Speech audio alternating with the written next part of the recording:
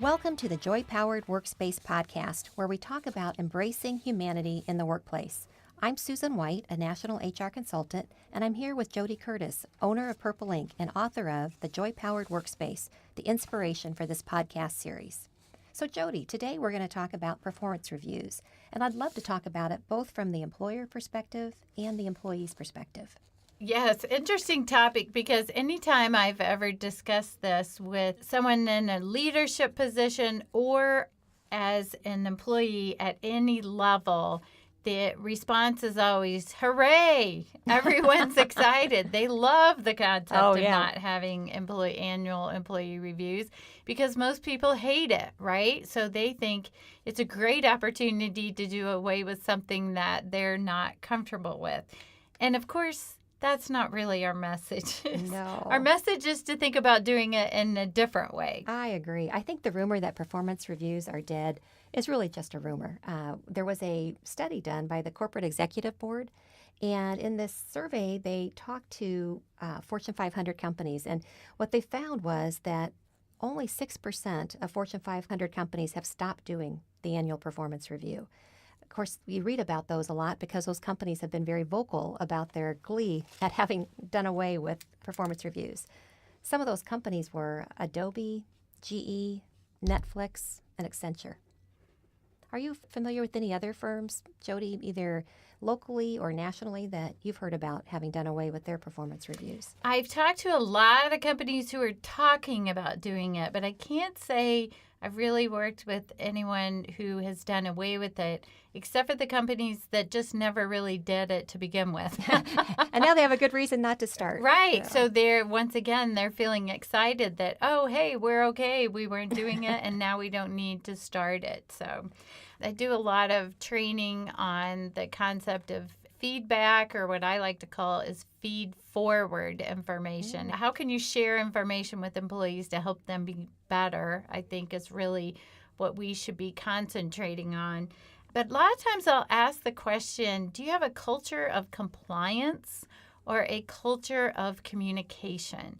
And I think the concept of getting away from the annual performance review, if you can create a culture of communication where you are constantly talking about performance, you're constantly holding people accountable, you're constantly sharing information that will help them be better, then you don't need the official formal performance evaluation.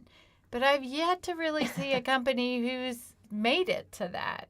It's just a very difficult concept for most of us to grasp. So I think you're right. It's really feedback or feed forward. I love that term. Yeah. It is critical. Employees want to know where they stand, right? Mm-hmm. And if you tell them all the time and it's a real great interactive environment, you probably don't need a formal process. But I would say that most companies don't. And as we know, 94% of Fortune 500 companies are in that same camp with us. They have kept some type of a formal structure. Right. I think the key is to have regular, not just ongoing daily conversations with people about their performance, but some sort of official conversation, whether that be 2 times a year. I'd love to see it 4 times a year, where people can sit down and do a check-in and talk about performance and goals specifically. But I know as a former HR director that, I was one of those who, to some extent, I'll take accountability for coming off as a culture of compliance, where I was forcing people to fill out a form, right? Because I felt like if I couldn't get them to fill out a form, that the employee wouldn't get anything at all. Mm-hmm. Because I knew we didn't have cultures of communication. So I thought, well, at least if I can get them to get something down in writing and hold them accountable for it. And certainly, as we know, when performance is not strong and we need some documented paperwork on performance, it's important to have those semi-regular check-ins where some things are written down. Right. If you have to defend action that you're going to take, you want to have something documented.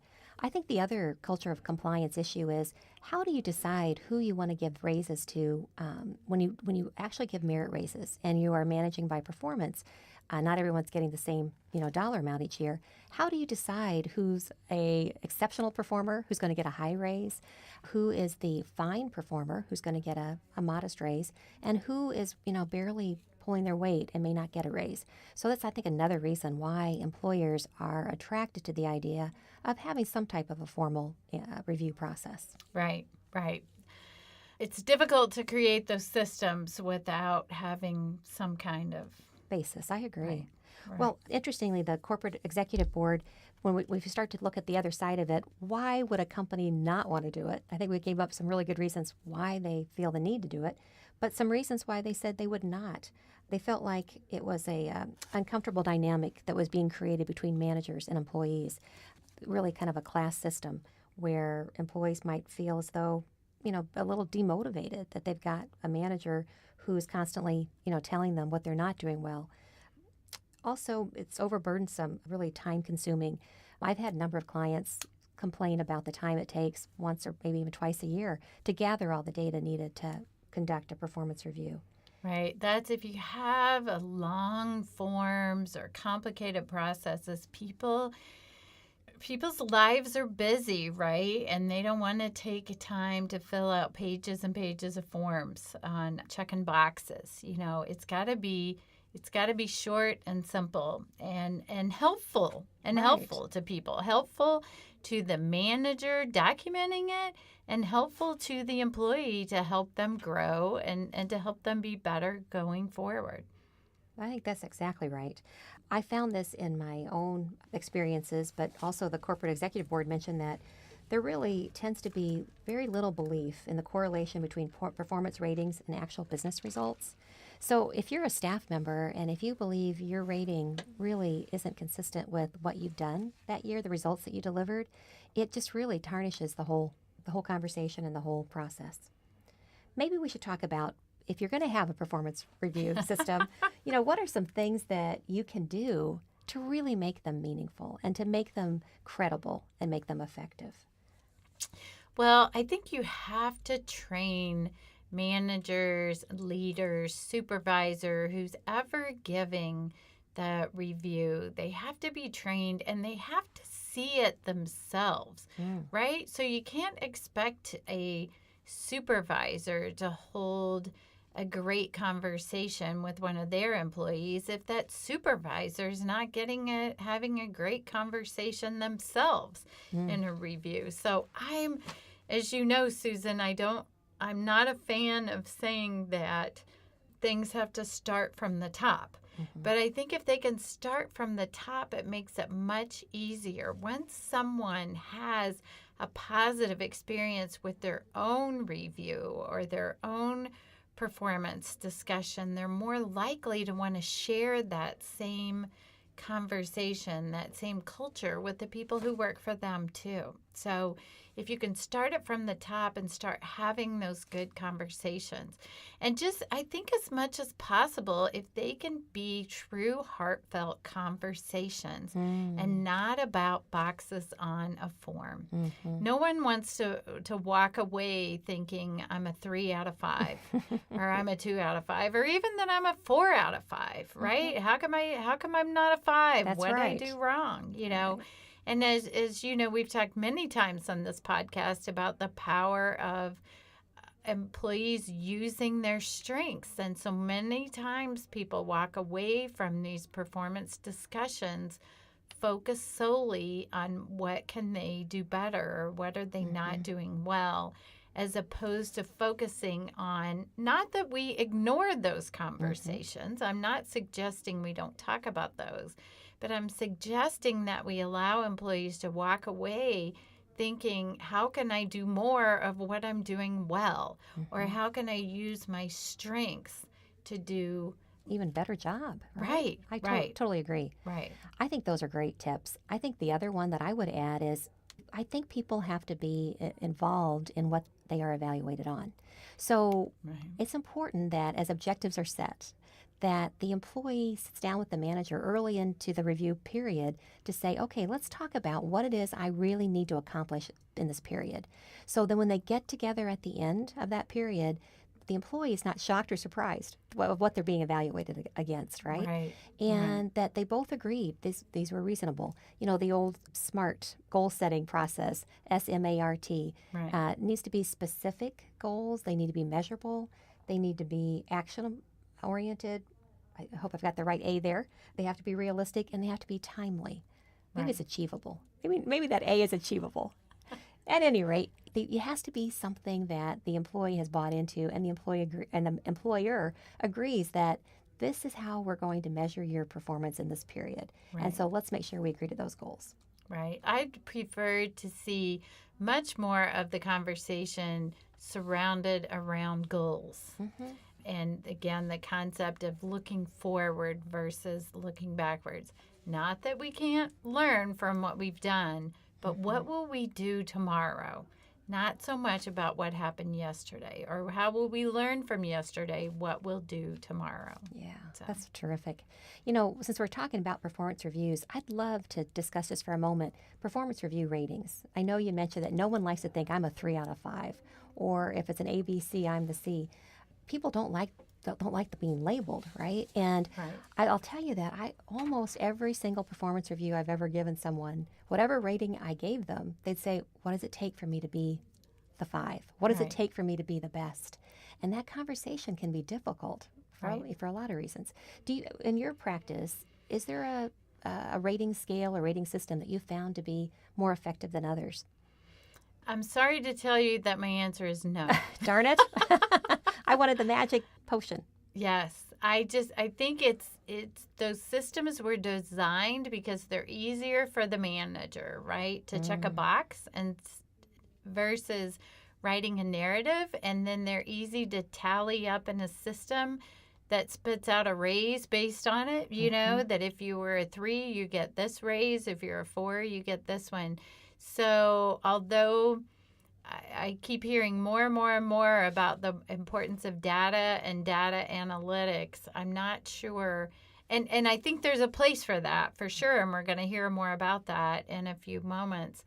But I think we can't just label employees as a number on a box. Or even, I do like meets expectations and exceeds expectations. I think those types of ratings are not always perfect either, but much better than 1 to 5 or 1 to 10. Thank you. Yeah, that's great.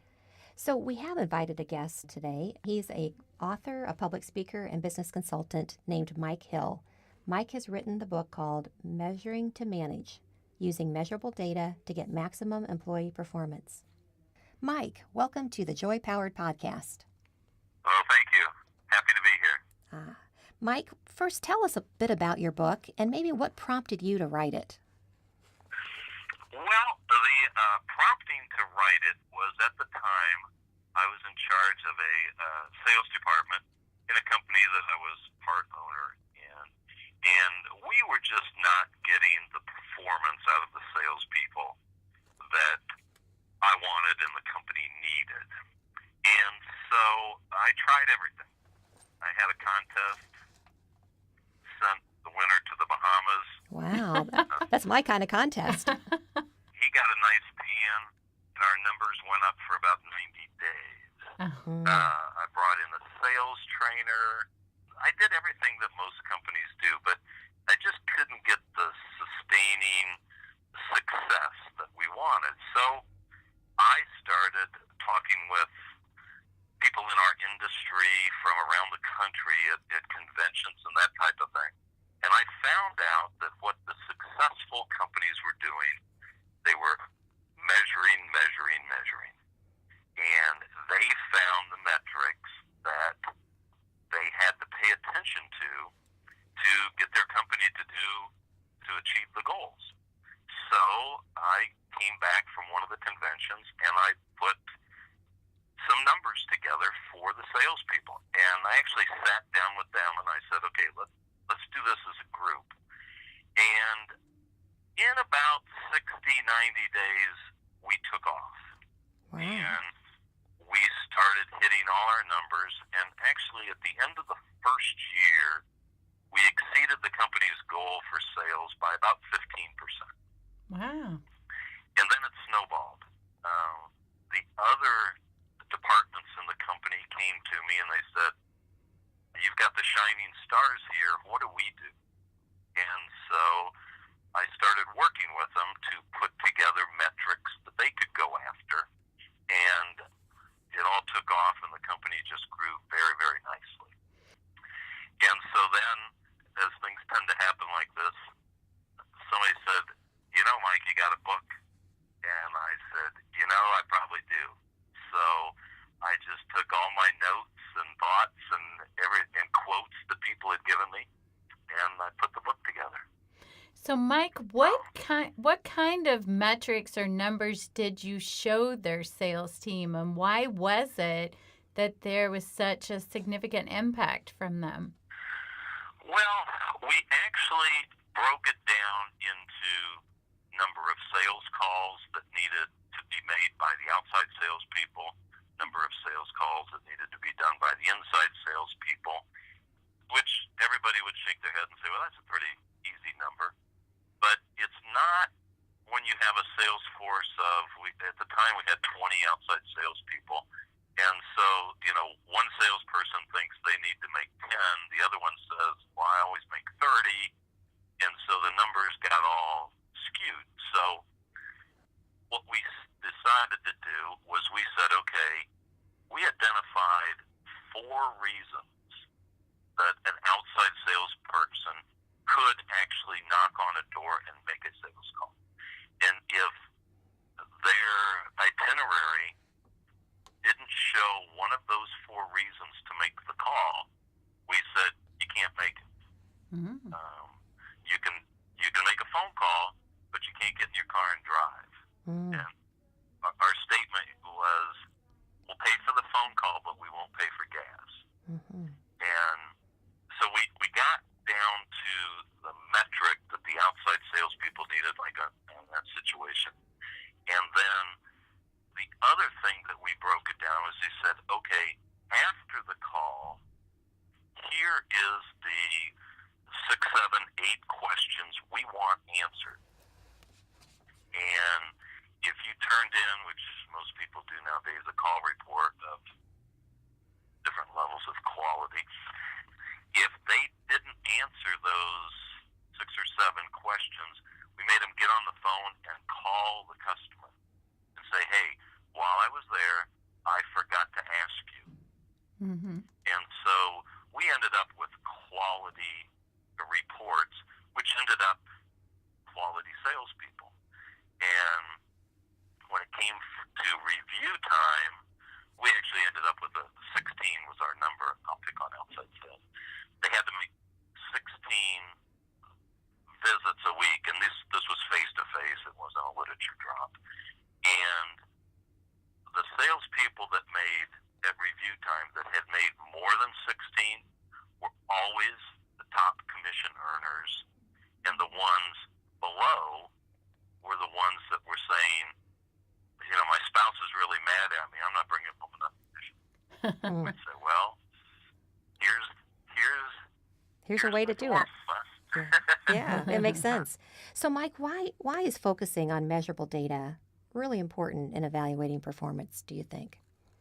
Well, it gets everybody on the same page. So there's no confusion sitting down with the employees as to what is to be produced. And then, of course, you tell them you and the employee can work out the why.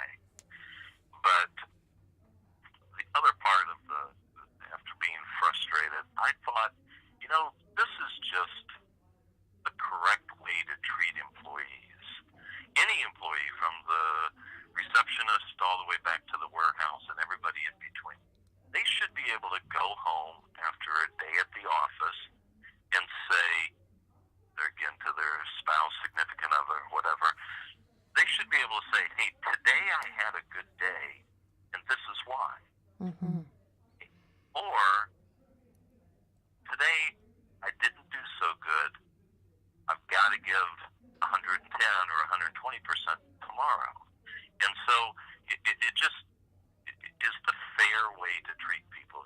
Mm-hmm. And it sure worked for us. That first year, we identified $100,000 that we put to the bottom line just from tweaking our evaluation system. Fantastic. And Mike, your example was talking about salespeople, but I suspect this concept can be applied to any position and any role. Exactly. I worked with a lady who was a CFO for a company, and she came to me and she said, Mike, I've got this employee, Bob. Her name was Sarah. And she said, he's just not cutting it. And I said, okay, read the book. And so we discussed it a little bit, and she said, I'm going to read your book. So off she went. She said, okay, and she came back and she called me and she said, this is what I'm going to do. I'm going to sit down, discuss the measurements, discuss the numbers with this employee, and then give him 90 days because I really got to get my department. He was the one that dragged the department down. So she did it all, and she takes it into the CEO of the company, and she gets about 2 minutes into her presentation because she wanted to let Bob go. And the CEO said, I've heard enough. Goodbye. Go back to your office. And wouldn't hear anything about it. So she called me and she said, Mike, I just got shot down. And I said, and she explained the situation that she ran into with the CEO. And I said, Sarah, you didn't read the whole book, did you? Uh-oh. And so there's this long pause on the phone, and she said, I'll finish it. And I said, okay, finish the book and do it again. And so she did, sat down with this Bob, did the whole thing. 90 days later, she goes into the CEO, and she says, I really need to show you what's going on here. The next day, she walks into the office, and Bob is gone. And he was obviously, like I said, an employee in the accounting department. She walks into her department. Bob's cubicle is empty. So what was the difference, between the second time and the first time? Well, she needed to really show the CEO that she wasn't just separating Bob out from everybody else. She was holding everybody in her group to the metrics. Gotcha. And that what Bob was doing was he was thinking, since the whole department was doing well, he just got to ride the wave, which lots of times happens. And so when she was able to show the CEO that, hey, this is what I'm holding everybody to, here's the drag on my department, and here's the numbers that Bob and I agreed to, and there's a little signature that it suggested that you do, one of the steps in my process, and the CEO had absolutely nothing to argue. Yeah, it was easy to make a data-driven decision when he could really see the numbers. That makes sense. Exactly. Makes sense. Now the other interesting part was Bob, the guy in accounting, was the CEO's brother-in-law. Oh. That makes for a fun Thanksgiving, doesn't it? Oh. Well, it goes to the point. If everybody agrees on the numbers and you don't hit them, it's your own fault. Right. Now, granted, managers need to help. There are some situations where the employees don't have all the answers, or you wouldn't need a manager. But if everybody agrees on it, once I started the process the first time, I never fired another salesperson as long as I was with the company, and that was about 8 years before I left, because everybody knew how everybody was being measured, and so they would leave. Yeah, it's interesting. We had another podcast that was on employee engagement, and it was Nikki Llewellyn who joined us. And one of the things she said that really helped employees feel engaged is where there's a sense of fairness and they understand how they're being evaluated and being measured. So certainly, your concepts just I can see where it helps with employees feeling better about where they work. Mm-hmm. Exactly. Yep. Mike, my takeaway a little bit, tell me if I'm on the right track or not, is that the power of the data and the metrics can be so easy maybe to read and to make decisions when it's all said and done, but that from the employee side, the important piece of it is that they understand their why or what is it they need to do. Like in your example for the salespeople, that they got, how many of these do I need to make? How many calls do I need to make? How many face-to-face? When do I make a face-to-face versus a phone call? That the clarity in their role was so much more specific. So, Exactly. so it's a win-win for the employee and the employer. Right. And I love I love the fact that they have to understand the why. Otherwise, they're going to feel like they're being micromanaged. Right. But they need to understand that the success that can be yielded by following the numbers or following the guidance, right? Right. Exactly. Yep. That's terrific. Well, Mike, what advice do you have for employers that are listening today who might want to get started using measurable data to help them manage their staff and in the performance review process? Well, my process is a 5-step process, so I'll give you the first 2. First of all, you need to find out that number 1 goal for the position. Okay? In the sales position, it was we wanted everybody to increase their sales. In general, the first year we wanted to increase everything about 15%. So we had an identifiable target. And generally, that should come off their job description, if you will. But then the second step is you have to identify those action steps that, when completed, are helping the employee to accomplish the major goal. And so, like in our sales example, it was you had to make 16 calls. They had to be quality, and quality was identified by these 6 questions. And so those were the action steps that, when completed, helped the employee up to accomplishing the 15% increase in sales. So those are the first 2 steps. You gotta get those clear, and you got to sit down with the employee and make sure that there's clarity there. Well, that makes sense. And then the other thing is, most companies are realizing nowadays you can't do this once a year. Once a year review, there's some headlines now that people are doing away with employee evaluations and that type of thing. What they're doing away with is the old-fashioned once a year evaluation. You need to do this more often. And especially with the millennials, the Gen Xers, and the baby boomers, each one of them wants a different type of explanation on their evaluation. So you got to play that generational game, if you will. How often would you recommend having these kind of conversations? We did a full sit-down every 6 months. Gotcha. But we also had these tracking numbers that some of the salespeople would watch their numbers weekly. Some of them would watch them once a month. So everything was very visible, and our purchasing department got really into it, and they had charts on their wall. And so there would be questions that would come up, but we did it a full sit-down evaluation every 6 months.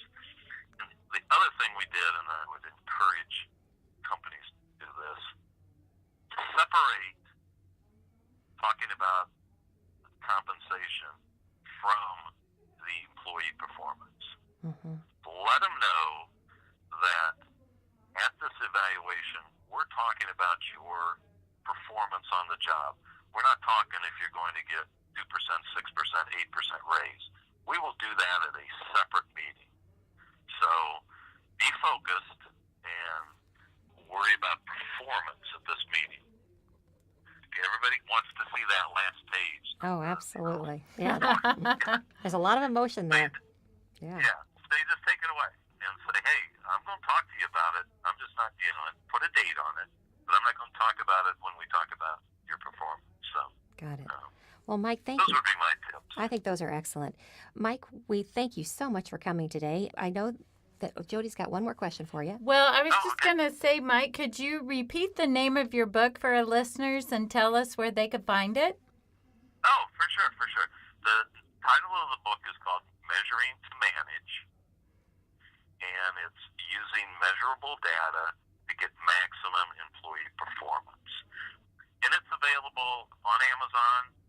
It's also available on my website, which is speakermikehill.com. Excellent. That's speaker Mike, M-I-K-E, Hill, Hill.com. Perfect. Yep. Good. Mike, thank you again for joining. Oh, well, thank you. Thank you very much. Have a great day, Mike. Okay, you too. Have a good weekend, too.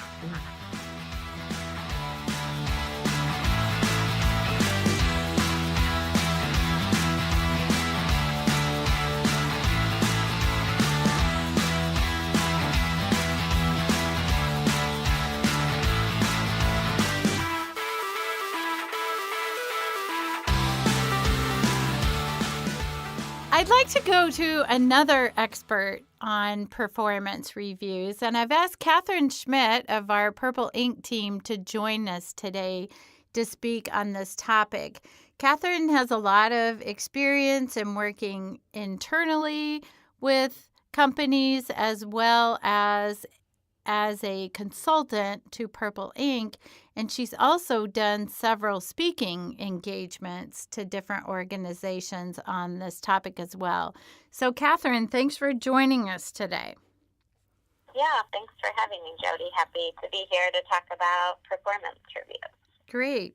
So, overall, Catherine, how do you think companies can make the annual process review better? It just seems to be, as we discussed already, a struggle for most all organizations to get their arms around this and to have a process that people feel good about and that is helpful to both them and the organization.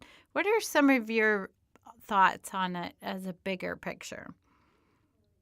Yeah, I think this has become such a hot topic lately because of that publicity those big organizations are getting about removing their performance review process. This is something that I think hits home for a lot of organizations because there is such a, I think for most organizations there's a negative connotation with this process. Managers feel like it's an administrative burden. HR feels like the police and getting these done. And employees, are really looking at their ratings and what raise they might get. So that's really what they're in it for. And to some extent, it's kind of checking off the box for the employee, too. So it just feels like something separate almost from their actual work. So some of the things that I think a company and both an employee can bring to the table to make this better is that there is such a focus on ratings and rankings, and I think companies have put these into place to try to make it easier for managers to complete, right? So rate an employee's performance in this area. It's really simple. You just select from a group of 1 to 5, but then the focus becomes so much on the rating. What makes a 5 on a scale of 1 to 5, and we focus on defining what that rating is, and that takes away from the performance of the employee. So one way I think that organizations can make things better in the performance review process is to remove the ratings from their process. That doesn't mean now it needs to be a big, long narrative form that they fill out, but how can companies make the process more conversational, as we've said, and have the focus be on the employee's actual performance rather than on the rating that they're seeing on the form? Now, one concern companies have with this is that they're not sure how employees will get paid. I think part of the rating process has been once an employee gets a rating, that's specifically tied to a percentage point. Do you see that with your clients, Jody, that that's how companies make their salary increases? Well, interestingly, I think in the end, most companies don't really do that. But yet, I agree with you that most companies are very concerned about taking away the ratings, thinking they won't be able to tie it directly to compensation or to raises. But really, I'm not sure I have any clients who I think really does connect the two very well anyway. So I think it's interesting that that is such a big concern. But I agree with you. It is. Yeah. So when I speak on this topic, that's the question that I get most often is if we remove ratings, which I think makes the performance review better, how can we make sure that our employees are getting paid fairly? And we've already talked about how training for managers is so important. And that, I think, is a topic that managers should get more information on, is compensation. If they're being given discretion to lead their employees, leading a budget for their department or their team is a great skill for leaders in your organization to learn. Right. And some ways, that companies are making sure their employees get paid fairly without ratings is to train their managers on budgeting, what the market bears for that kind of position and for the company as a whole financially, and then giving them discretion to pay based on performance with maybe small bonuses throughout the year based on good project completion. Some managers use shadow ratings, which is the rating system they might have in place currently, but it's not shared with the employee. So that takes the focus from the employee away from the rating, but it also gives the manager a tool to do increases in a way that's tied to something more formalized in the company. Right. Great point. I think I've got some other questions for you, Catherine, but I want to just stop for a minute and have people think about a couple of key things that she said already. If you do nothing else with your annual performance review process, assuming you have a review process, is to get rid of the rankings. I think that can eliminate a lot of stress. It can eliminate a lot of concern. It can eliminate some bias. It can eliminate some worry about who gives high scores and who gives low scores. Although, on the other hand, I also like your idea of maybe having some rankings behind the scenes, or shadow rankings, you called it, where the manager is using the ranking system and just not sharing it with the employee. So I think that's incredible advice already. Yeah, I agree. Now, I did say in there, assuming you have an annual performance review, what would it look like if a company decides to do away with the annual performance review? Susan and I talked about this a little bit earlier in the podcast, but give us your thoughts on that. Yeah, so it's a trend, or, we're seeing a lot of this publicized in the HR world right now. And really what we're seeing is that companies are taking an approach that works for them specifically. Some companies are using a system that tracks, as they put it, real-time feedback or continuous feedback, similar to how we would track information for a performance review, but on a much more, I guess, a smaller scale, but on a more regular occurrence. So employees and managers are using a technical system where maybe an employee says, I want feedback on this project or this process, and they're soliciting feedback. Maybe it's from their direct manager, or maybe it's from their peers or other people in the organization who touched that project or involved in that process.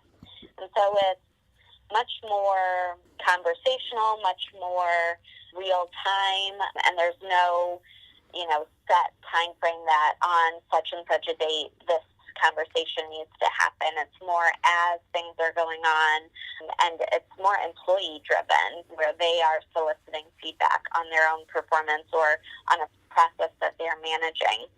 Now, that's nice when you can have a system or technology that helps you track kind of regular feedback, but if you don't have an annual performance review process in place, or you're looking at removing your process, it might be that it's much more informal than that even, that maybe there's a guideline that managers and employees have these informal check-ins on a more regular basis. And by informal, maybe we don't need documentation of that process. Maybe we're touching base with the employee through a survey annually to see whether they're getting the feedback and communication they need and want about their performance. And if not, then we course correct.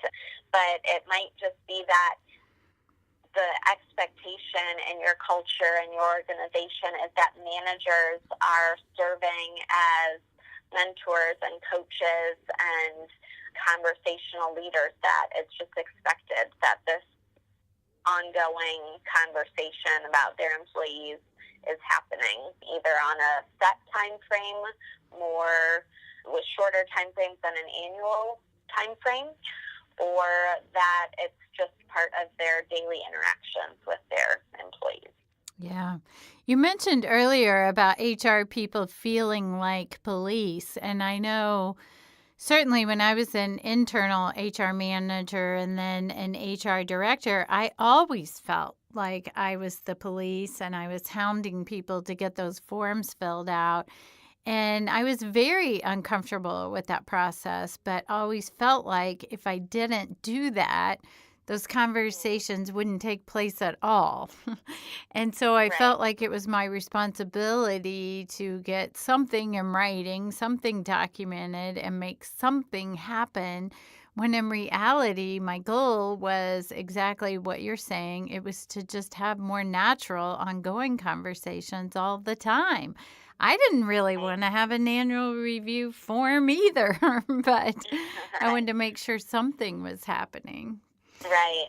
Yeah, I think historically we felt like we needed documentation for that reason, and also for legal compliance. We are letting an employee go. We want our annual reviews to reflect that they were not performing to our expectations, but we can capture that information without that information being tied to an annual review. If we have expectations that managers will have these regular conversations with employees.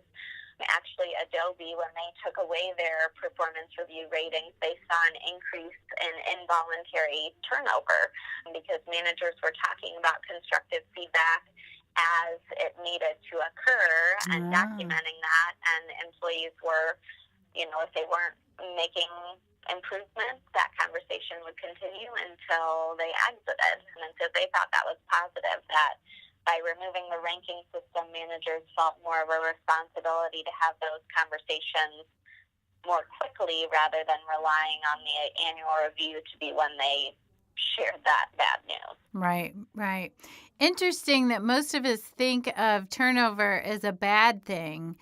But what you're suggesting is in that situation at Adobe, they were having more positive conversation and increasing turnover in a good way for things that needed to be happening. Right. Yeah, I think our managers can struggle. I mean, constructive feedback or, addressing performance issues can be a sticky subject for managers, and through empowering them to have these conversations more regularly and more honestly, not tied to an annual review process, they're moving employees out of the organization that aren't contributing the way they need to, and allowing for the opportunity to bring in an employee that will. So I think oftentimes when we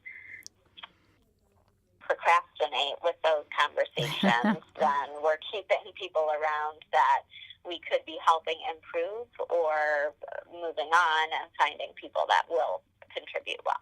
Right, right. I know you and I have both had the conversation before about not stereotyping generations, specifically millennials.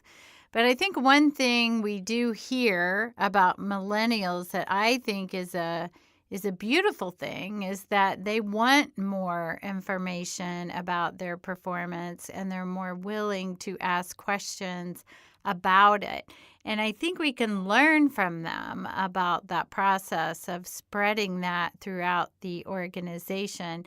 I also liked your comment earlier about that many of those conversations can and should be employee driven. So do you think if millennials do you think they are making that impact, or is that a stereotype out there? And do you think that might help us engage more performance conversations to happen on a regular basis? Yeah, I think that the millennials, or the perception of the millennials, has definitely driven that shift. That when we think about that group, one of the kind of negative stereotypes is that they don't stay with companies. They're not satisfied and they leave. And so that's driven companies to say, well, how can we satisfy these people? How can we get them to stay? And one way we can keep these employees happy is through letting them know that their voice is important and we want to hear them. I think the baby boomer generation and generations before the millennials have kind of approached their performance review as no news is good news. Right. And maybe they haven't felt like it's been okay for them to ask for information about their performance. They don't want it to be seen as a squeaky wheel or disrupting the workflow by making it about them. But really it should be about the employee and how we want to make sure that they know where they stand with the company. We want them to feel good about that. And if we let the employee know that you deserve to know how you stand in the company, and if you don't feel like you're getting that information, you need to ask for that. And if you want more information than what you're getting, it's okay to ask for that, and to have that regular interaction with your manager. An open door policy is what we're striving for, and we really mean that. And I think that does make a positive impact for generations before millennials too. I think really we all crave information about how we're doing. We want to make sure that we're doing a good job. And historically, we've been able to drive that as the employer and make those conversations what we need them to be. Easy, potentially checking the box, so to speak. But really, it's about what the employee wants nowadays. We need to make sure that our employees are feeling like we're invested in them and their development, and in turn, that will help us retain good employees. Right. And it sounds like such a simple process, I think, when you talk about it, but yet is such a struggle for so many organizations, which personally, I would attribute a lot of that to habits. People have developed habits of not sharing information, and then we learn from our direct reports, our managers and our leaders, and if we don't get it, then we don't share it with others, and so I think it becomes a long cycle. What might some of the pitfalls be with a different process, Catherine, if organizations decide to change what they're doing now? So I think one of the concerns that we have with moving away from this process of annual performance reviews without really establishing a good culture of conversation and also empowering and training our managers to be this kind of manager if we do away with the annual performance review process without giving our managers and our employees the tools and kind of setting the framework, we can be setting ourselves up for failure and taking away maybe the only time when our managers are formally talking with our employees about their performance, Right. And leaving them out in the cold with no feedback. One of the things that you mentioned just before about habit is if you want to continue having an annual meeting with your employee, but start to shift the conversation into more of a two-way feedback loop with the employee, is to use that annual meeting to do a quick day interview, or as I like to call it, a re-recruiting interview. And Right. spend some of that time with the employee giving their own feedback about the organization, give the organization their annual performance review. Ooh, I like it. Yeah. In terms of how the employee views that interaction and that relationship. You know, is the organization supporting the employee's professional development? Are they getting enough feedback about their performance? Does the employee have the tools and the resources they need to do their job well? Starting to ask some of those questions of the employee can create that environment of conversation around the employee's experience there and start to make that shift. So without training your managers, empowering employees to share about their experience and to ask for more feedback, you really want to make sure that those things are in place before you remove an annual review process entirely. And it can be a slow shift. Maybe that annual review turns more and more into a stay or re-recruiting interview and less about the employee's performance, because that conversation is happening regularly throughout the year. And that annual review is really a time for the employee to let their voice be heard. Right. I love that. I think goal setting also is something that can be talked about during that time, or even, you know, we're big fans of strength finders. How is the employee utilizing their strengths? How could they look for ways to use them more? I like continuing to have that annual meeting, but maybe shifting the focus around it to some other priorities, including ensuring that they're getting the information they need to evaluate their own performance and their fit in the organization. Right. Yeah. All right. Well, thank you so much, Catherine, for being our guest today on the Joy Powered podcast. And as always, we encourage our listeners to call in with questions, to leave us a voicemail, to follow us on social media, and see how we might be able to help you or answer some questions specifically today regarding this performance review topic. All right. Thanks so much for having me. Thank you.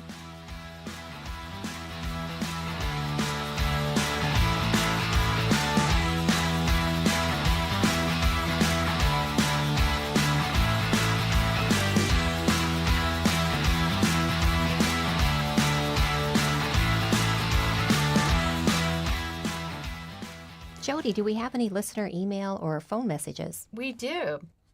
Hi, yes. My name is Michelle, and I just had a question. I'm currently a nanny, and when I interviewed with the family, they had discussed that during the summertime hours that I would be paid more each week because I'd be with all three kids instead of one or two at a time. So this upcoming week is going to be the first time that I'm going to have all three kids, and I'm not sure how to discuss with the bosses if the pay is actually going to start, or maybe they don't remember. Should I wait until my upcoming paycheck to see if it happens, or should I discuss it with them prior to that? Hey, Michelle, thank you so much for calling in. You know, it can be awkward to go back to your bosses and remind them that they had promised you a raise. I get that. But in this situation, I think it's very appropriate, especially because you're going to go from tripling your workload from one child to three.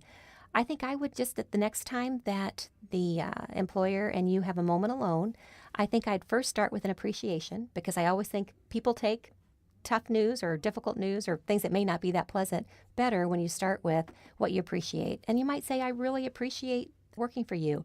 Being a nanny of your kids has been just a wonderful experience for me. I wanted to make sure I reminded you that we had talked about when the summer started, my salary was going to go up. I wanted to make sure that it was still on your radar and if you had any questions or something like that, just so that I think you do it in a very professional way. I think she'll be grateful or he'll be grateful that you kept it at the forefront and you didn't let too much time. And Jody, what do you think?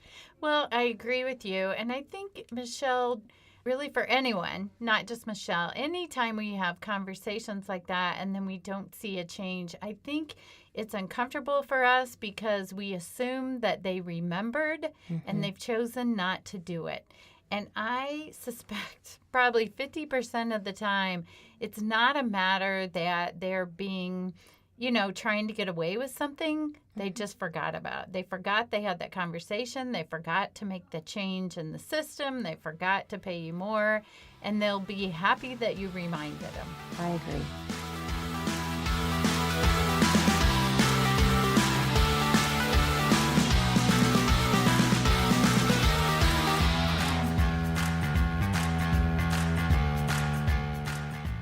So please tune in next time. Thank you for listening today. If you have missed any of our podcasts, you can catch all episodes for free at iTunes or Podbean or Google Play by searching on the word Joy Powered.